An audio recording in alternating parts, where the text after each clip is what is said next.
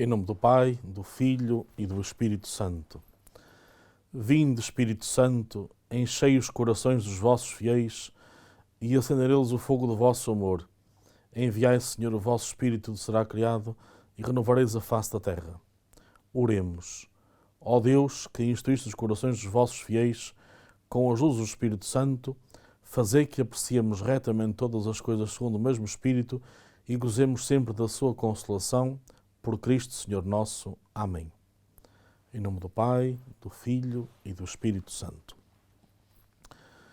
Mais uma vez, nos encontramos, família Canção Nova, nesta alegria, nesta comunhão, nesta partilha, para crescermos juntos à luz da fé, aprofundarmos a beleza da nossa fé, conhecermos o depósito da nossa fé, que é o Catecismo da Igreja Católica, e conhecendo-a, podendo também depois apresentar as razões concretas do nosso ser cristão e testemunhar com alegria o Senhor Jesus Cristo.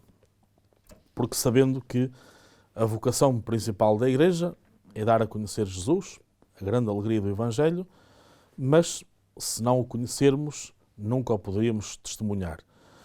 E para o conhecermos, sabemos que foi o Senhor Deus quem se deu a conhecer. E por isso hoje entraríamos num tema mais profundo ainda deste catecismo.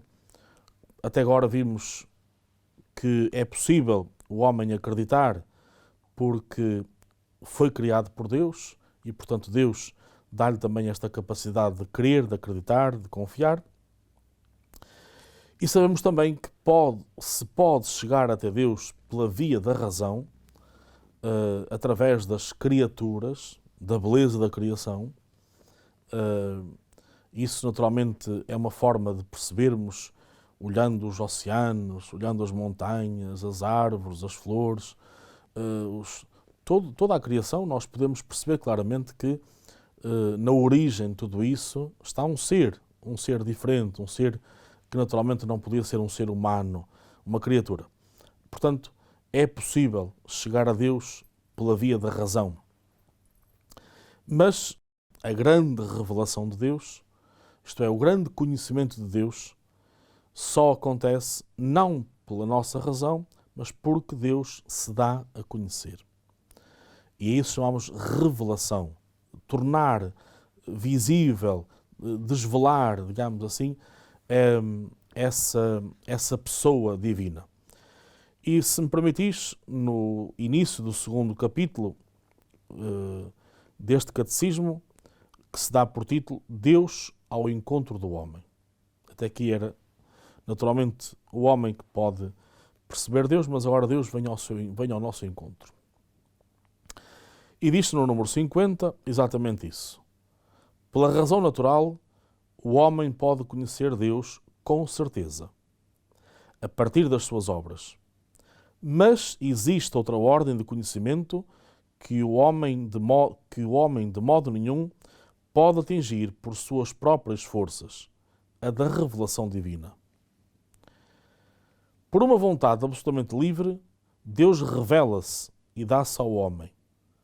E fala-lo revelando o seu mistério, o seu desígnio benevolente, que desde toda a eternidade estabeleceu em Cristo em favor de todos os homens. Revela plenamente o seu desígnio, enviando o seu Filho bem-amado, nosso Senhor Jesus Cristo e o Espírito Santo. Então nós aqui encontramos já uma grande certeza. É Deus que toma a iniciativa de se revelar. Não é porque nós exigimos ou porque nós pedimos, não. É o Senhor Deus que depois de criar quer então dar-se a conhecer. E quer-se dar a conhecer de forma livre. Porque Deus quer se dar ao homem. Porque nos ama tanto, cá está, víamos já no outro programa, porque Deus nos ama de verdade, e amar significa sair de si, Deus então quer se dar a conhecer. Não se guarda só para si. Aqui está exatamente, por isso é que São João, na primeira carta, diz: Deus é amor. Porque São João, sendo o apóstolo mais novo e também aquele que vive mais tempo, pôde contemplar pelas palavras de Jesus, pelos gestos de Jesus e depois por aquilo que ele meditou ao longo dos tempos, que de facto Deus só se pode definir desta forma. Deus é amor. É o amor por excelência. Não há outro, digamos, não podemos perceber o amor se não for a partir sempre de Deus. Então, é por este amor, que é o amor por excelência, que se quer dar a conhecer. E por isso revelar o seu mistério. Isto é, naturalmente nunca compreenderemos totalmente Deus. Não seria possível. Não é? Por uma razão também perceptível. Deus é Deus, nós somos criaturas.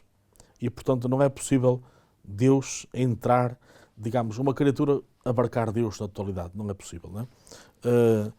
O nosso Yucat, nesta matéria, também nos ajuda a perceber exatamente isso. Não é?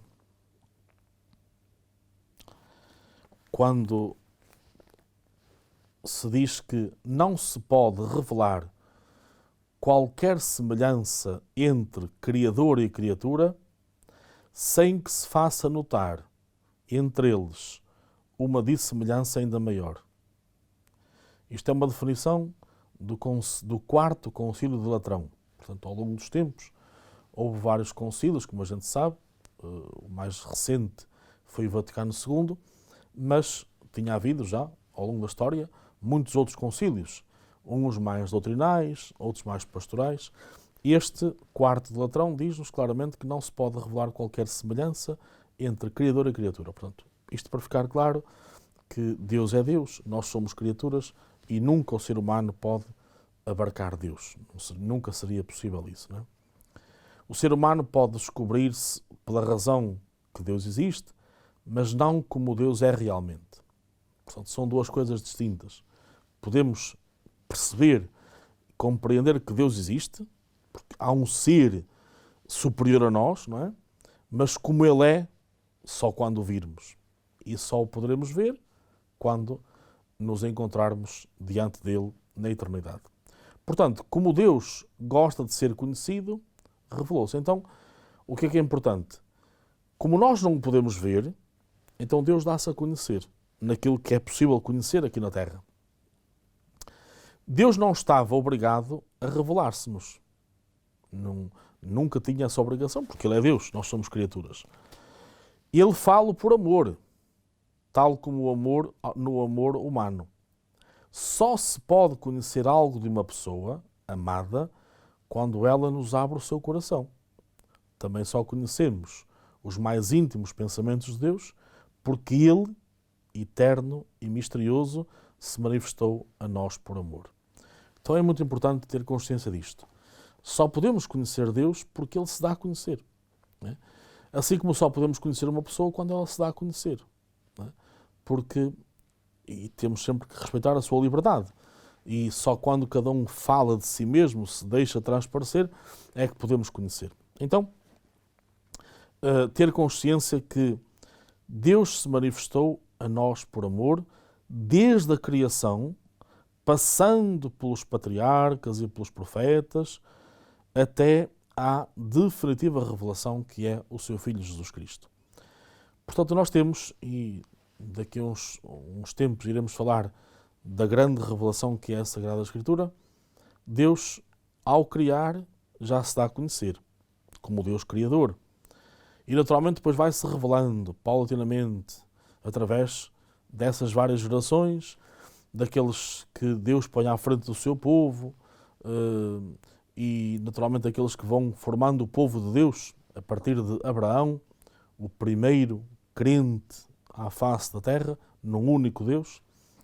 Então, esta revelação vai acontecendo tendo o seu ponto máximo em Jesus Cristo. Isto é, quando o próprio Deus se faz um de nós. Reparem esta maravilha, esta beleza. Deus, que é o Todo-Poderoso, que é o Ser Omnipotente, rebaixa-se ao fazer-se um de nós. Deus não tinha necessidade de ser uma criatura, mas quer-se fazer-se um de nós para se aproximar de nós, para estar mais mais, digamos, mais junto de nós, não apenas como, aliás, até deu origem uma vez a uma heresia aparente, não. Ele quer ser de carne e osso, realmente. Quer passar até por aquela transformação de se tornar no ventre materno durante 9 meses em gestação, quer nascer como nós, frágil, indefeso, a precisar de tantos cuidados, para ser ternura. Todos nós sabemos que das crianças ninguém tem medo. Segundo nos consta, a única pessoa que teve medo de uma criança foi o rei Herodes. Não porque a criança lhe fizesse mal, mas porque ele não queria, estava amarrado ao seu lugar, à sua cadeira. Mas de resto, mais ninguém teve medo de uma criança. Porque a criança é por natureza ternura, é acolhimento. Então Deus aproxima-se de nós dessa beleza tão bonita que é uma criança. Estamos também no tempo do Natal a perceber exatamente isso. O nascimento de Jesus é para nós a certeza maior de que Deus nos ama tanto, tanto, tanto que se faz um de nós. Assemelha-se em tudo a nós, exceto no pecado, obviamente. Mas torna-se esta criatura que é frágil. Todos nós sabemos, quando nascemos, precisamos de imensos cuidados. Primeiro que possamos andar é um tempo determinado, precisamos de quem nos dê de comer, quem nos dê banho, quem nos vista. E Jesus sujeitou-se a isso tudo. Portanto, o próprio Deus sujeita-se a isto por amor. Mas aqui está a grandeza da revelação de Deus. Deus dá-se a conhecer para que nós o possamos conhecer, para que nós o possamos compreender. Então Ele faz esta maravilha, assemelha-se a nós. Deus comunicou continuamente com a humanidade. Em Jesus, Ele revelou-nos os segredos do seu coração e permitiu-nos contemplar a sua infinita essência. Então Ele dá-se a conhecer com todo esse coração magnânimo, portanto, os segredos que naturalmente nós depois, mais tarde, compreendemos como a sua grande misericórdia, não é? Este segredo, esta paixão que Jesus tem por nós de nos levantar, de nos redimir, de nos fazer homens e mulheres novos, não é? É uma certeza muito grande que, aí sim, conhecemos muito melhor o nosso Deus, sempre a partir de Jesus Cristo. E por isso, para conhecermos bem, precisamos também da Sagrada Escritura. Precisamos de ir aos poucos, percebendo como Deus, usando naturalmente um conjunto de pessoas, e este usando no bom sentido, não é? Foi-se revelando e permite que eles vão depois também testemunhando esta revelação e mais tarde até passem para escrito, mas primeiro, como sabemos, a Bíblia não é um livro que se escreve do princípio ao fim, mas é um livro que vai sendo transmitido oralmente, quer o Antigo Testamento, quer o Novo Testamento. Só para termos uma pequena ideia, o primeiro escrito do Novo Testamento acontece no ano 52, a primeira carta de São Paulo aos Tessalonicenses. Portanto, temos 20 anos aproximadamente entre a morte e a ressurreição de Nosso Senhor Jesus Cristo e o primeiro escrito. Porquê? Porque, de facto, a palavra de Deus transmitia-se verbalmente, transmitia-se nas celebrações, no tu a tu das pessoas, e só depois é que se passava por escrito. Também aconteceu assim no Antigo Testamento. E por isso, o livro dos Salmos, que é o mais antigo, é a oração do povo de Israel, do povo de Deus. Hoje é a oração do povo de Deus, que é a Igreja. Esta oração belíssima que passa de boca em boca, que passa de forma oral, para que se louve o Senhor Deus. Por isso temos salmos de louvor, temos salmos de ação de graças, temos salmos de petição, temos salmos misericordiosos, temos todas, digamos, a razão de ser do ser humano, que é louvar a Deus, que é bendizer o Senhor, que é agradecer, e depois também os pedidos que o ser humano faz a Deus. Então temos aí todo esse conjunto de maravilhas nesse livro dos Salmos. E depois, naturalmente, quando se vai estruturar a Bíblia, porque ela não foi escrita tal como nos aparece, mas foi depois organizada, estruturada, nós vemos que ao longo dos tempos Deus vai se revelando. Evidentemente que se vai revelando consoante era possível compreendê-lo. E daí que nós temos imagens no Antigo Testamento que nos possam parecer um pouco difíceis, até às vezes caímos num perigo que é dizer que não gostamos do Antigo Testamento e gostamos mais do Novo Testamento. Isto não se pode dizer, não é? Porque dizer assim, sem mais, é uma heresia, no sentido de que então havia dois deuses. Não.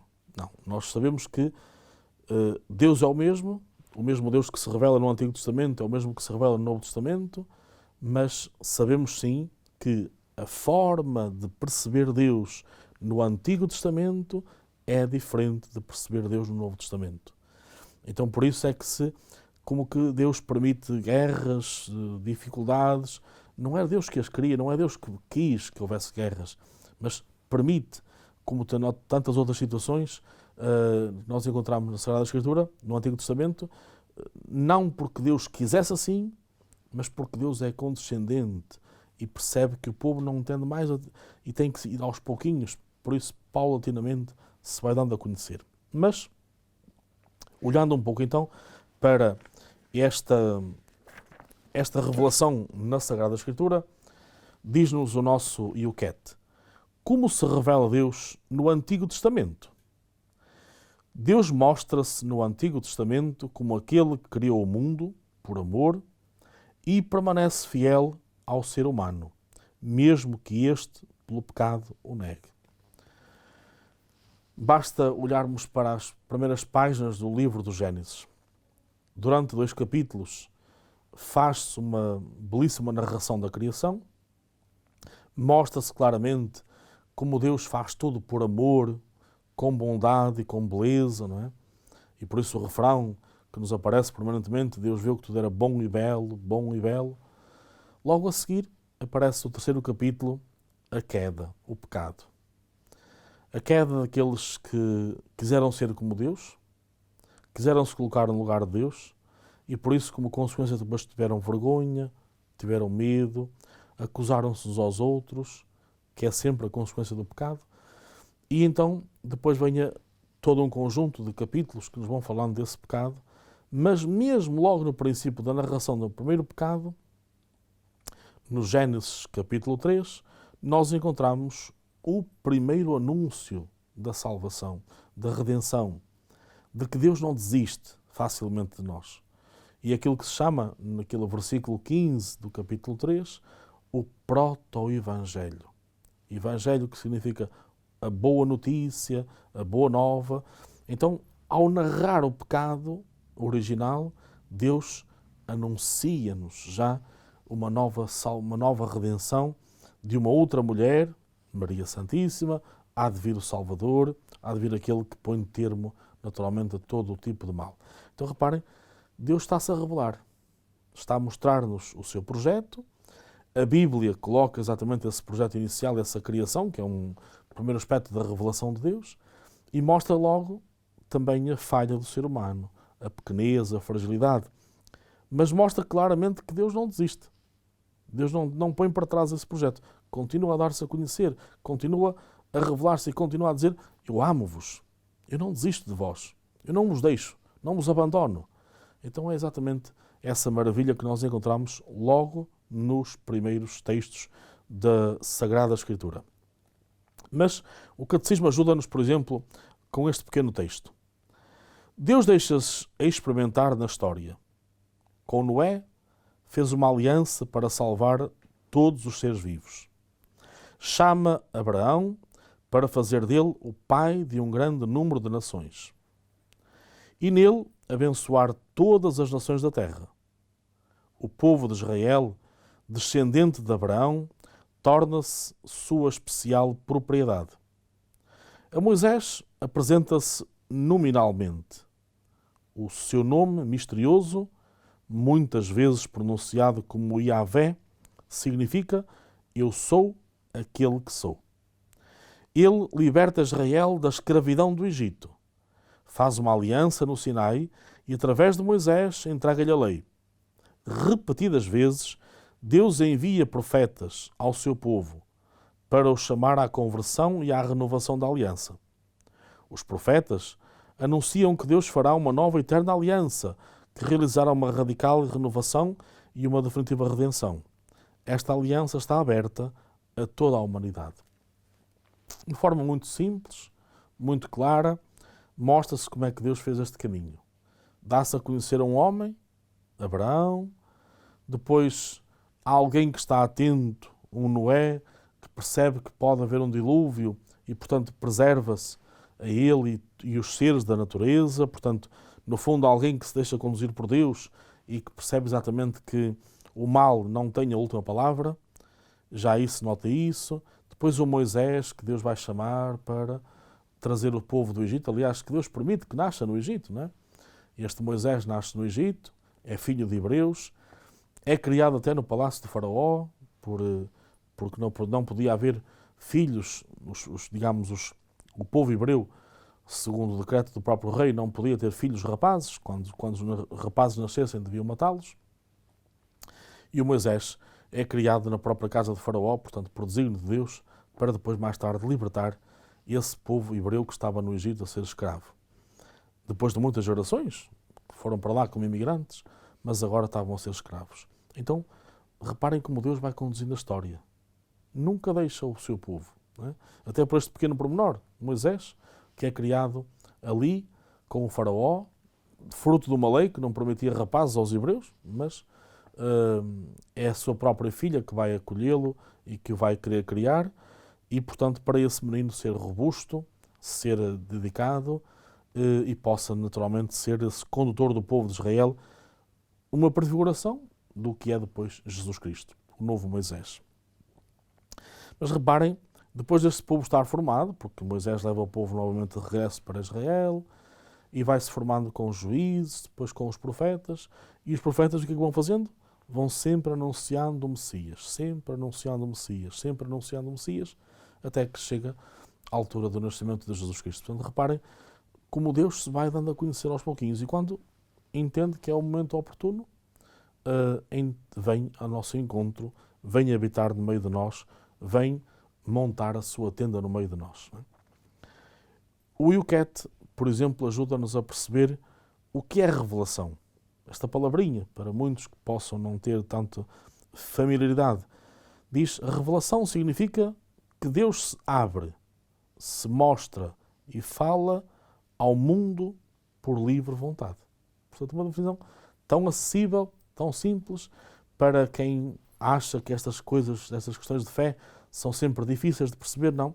A revelação é este ato livre de Deus, se dar a conhecer por bondade, por amor. Também a felicidade, tão falada muitas vezes, que procurais, a felicidade a que tendes direito, tem um nome, um rosto, é Jesus de Nazaré. Portanto, quem não quer ser feliz? Todos nós queremos. E essa felicidade tem um nome, tem um rosto, que é Jesus Cristo, aquele que se dá a conhecer e que vem ao nosso encontro para habitar no meio de nós. Depois, numa outra oportunidade, falaremos mais em pormenor da encarnação, ainda em tempo de Natal, porque o Natal não é apenas um dia, é um tempo, em termos litúrgicos, é um tempo litúrgico, mas depois, em tempos de fé, é sempre permitir que Deus tenha lugar no coração de cada um de nós. Mais uma vez, lançamos o desafio de que nos possam colocar alguma questão, algum aprofundamento destes temas, alguma ajuda, para depois, num próximo programa, encontrarmos então um espaço para essas respostas, esses esclarecimentos que sejam necessários fazer, com a indicação de alguma bibliografia, com a referência de algum texto que possa ajudar.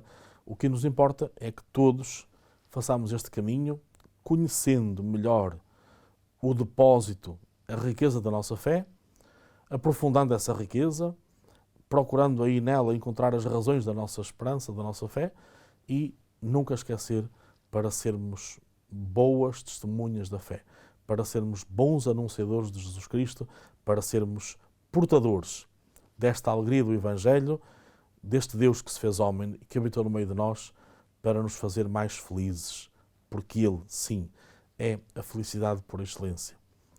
Então agradecemos o vosso acolhimento, o vosso tempo, a vossa participação e desejamos que o Senhor vos fortaleça no dia a dia, na procura constante deste amor de Deus, nesta certeza de que não podemos caminhar sozinhos, mas temos um Deus que nos ama, que se deu a conhecer livremente, por amor, e que nós queremos conhecer e amar, consoante as nossas medidas e possibilidades, mas amando a Ele, amando os outros. E amando os outros passa por também ajudarmos a conhecer as verdades principais da nossa fé. Então que a bênção de Deus nos fortaleça neste caminho em ordem à santidade. O Senhor esteja convosco e Ele está no meio de nós. Abençoe-vos Deus Todo-Poderoso, Pai, Filho e Espírito Santo.